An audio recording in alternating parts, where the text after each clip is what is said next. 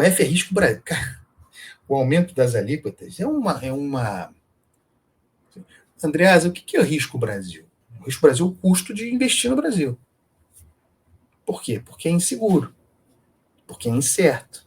Porque as coisas mudam de repente. Né? Dá um exemplo bem acabado de risco Brasil. O lance do IOF. O anúncio, o recuo, a intenção, a dissimulação. Aumentou, achando que as pessoas não iam perceber qual é a intenção do aumento dessas alíquotas. Pisava os astros distraído. Aumentava o IOF distraído. Achando que as pessoas são burras. Que elas não entenderiam o que se estava propondo ali. Primeiro que o IOF, a palavra desse programa hoje é comedimento. O IOF é um instrumento a ser usado com comedimento, é um instrumento de natureza regulatória. Tem uma finalidade muito específica, alocativa, circunstancial. E o governo Lula apresentou o troço, lançou o troço no seu escopo original e continua sendo, mesmo com as mudanças, apresentou o troço como política fiscal. Usou um instrumento regulatório para fechar a conta, para bater essas metas mequetrefes que eles mesmos criaram e não conseguem cumprir, a não ser pedalando. Para cumprir o tal do arcabouço natimorto fiscal, que eles mesmos criaram e não conseguem fazer o troço ser cumprido. Então é isso. Usando um instrumento de natureza regulatória para fechar a conta. Usando para matéria fiscal. É apertar o botão do desespero. O dinheiro acabou, não tem mais de onde tirar dinheiro. Por quê? Vejam a combinação das coisas, não é à toa. Tem até uma certa transparência no negócio, para quem se dedica a olhar para o que está posto. O governo anunciou um conjunto de congelamentos. Congelamento não é, eu vejo aqui, não, cortou gastos, anunciou corte de gasto, 31 bilhões, não cortou gasto nenhum. São coisas de corte de gasto, coisa diferente. O que o governo fez foi congelar despesas via contingenciamento, via bloqueio. Contingenciamento relativamente à arrecadação, frustrada, claro, jogam a arrecadação lá para o alto, são criativos, brilhantes esse governo, em gerar arrecadação, mas há limite, alguma hora a criatividade satura, né? A engenhosidade chega a um limite. Jogam para cima a arrecadação, frustra, preciso contingenciar. Subestimam, por outro lado, a despesa se apresenta muito maior, tem de bloquear. É isso aí é pedalada. Segura aqui, joga para frente, pedala. Para chegar a 2026, em que vai se arregaçar o gasto no Brasil, ainda mais. Não tinham como fazer maior esse congelamento. E precisavam de dinheiro, precisavam liberar espaço. Então, qual foi a ideia? Vamos usar o IOF para somar essa conta, para formar nessa conta. 20 bilhões vão arrumar em 2025, 40 em 2026 bilhões. Taxando. Cobrança adicional. Com impacto na economia real, no setor produtivo, porque também não é só câmbio, é crédito. Essa é a lógica para fazer essa conta. O IOF como instrumento da política fiscal do governo.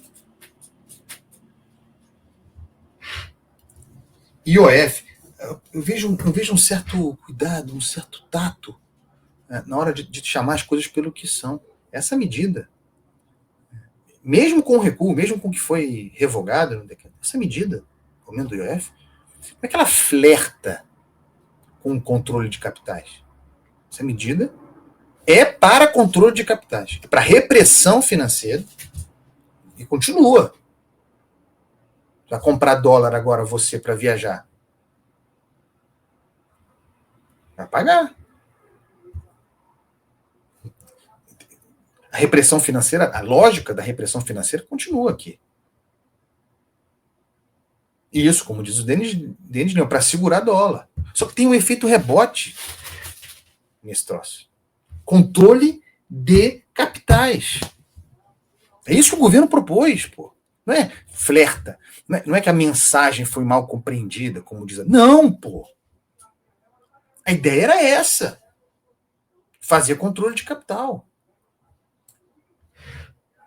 O governo Lula queria controlar a saída, como disse o Denis, queria controlar a saída de dólares do país. E, como consequência, valorizar o real, desvalorizar o dólar. Então, controle de capitais. Queria segurar o dólar aqui dentro, segurar o dinheiro aqui dentro. Só que o que acontece no mundo real? Mesmo assim, são as consequências. O cara pensa. É a pergunta do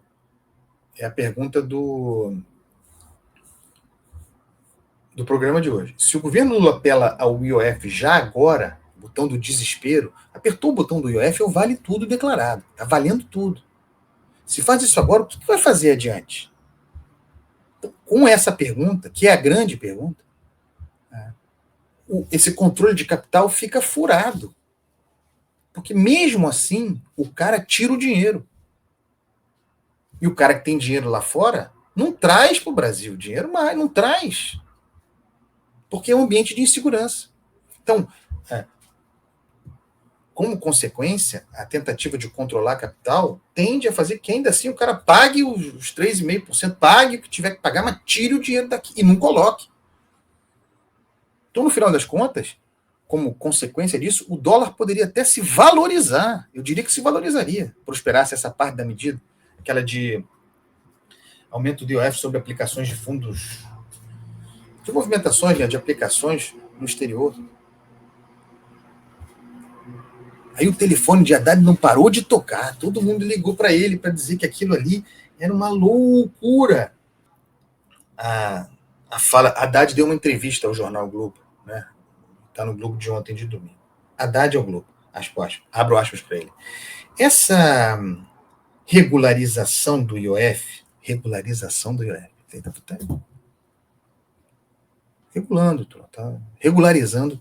Essa regularização do IOF está sendo estudada há bastante tempo. Depois ele diz, está sendo estudada há mais de um ano. Caraca! É uma confissão de incompetência. Quer dizer, estavam, na hipótese de que seja verdade, estavam estudando essa lambança e anunciaram há mais de um ano. Estudando repressão financeira, controle de capitais, para ajudar o Banco Central, claro. Vamos segurar aqui o dólar internamente, e aí a gente segura o dinheiro aqui, a gente valoriza o real. E aí, caraca, muito bom para o câmbio, não é isso? E, portanto, com boas perspectivas contra a inflação, e, portanto, quem sabe, juro, mas os caras achavam isso, que iam conseguir ter esse efeito, que iam controlar a capital, anunciar uma medida, porque foi o que anunciaram, uma medida de controle de capital e que não ia ter reação. Que a reação, ao contrário, tenderia, como aconteceu, né, no primeiro momento, desvalorização do real, que se queria apreciar. E Haddad diz que esse troço foi estudado por mais de... Imaginem o que fariam se não estudassem. Meu Deus do céu. E aí ele vem, na mesma entrevista, ele diz, aumento da alíquota para investimentos, aplicação, né, no exterior, segundo Haddad, passava uma mensagem equivocada. Não, ministro, não passava uma mensagem equivocada. O governo Lula sempre chama o Sidônio, sempre bota a conta no colo da mensagem, da forma como se comunica. O problema não é de comunicação. A comunicação é claríssima. A comunicação que o governo Lula fez aqui foi claríssima. Intenções claríssimas. Não é que passava uma mensagem equivocada. A decisão era equivocada. Está na hora de assumir. Não, porque agora eu assumi o erro, recuamos. Não assumiu o erro. Você está dizendo que recuou porque passava uma mensagem errada. A intenção era controlar a capital. Leitura óbvia disso. E aí o recuo.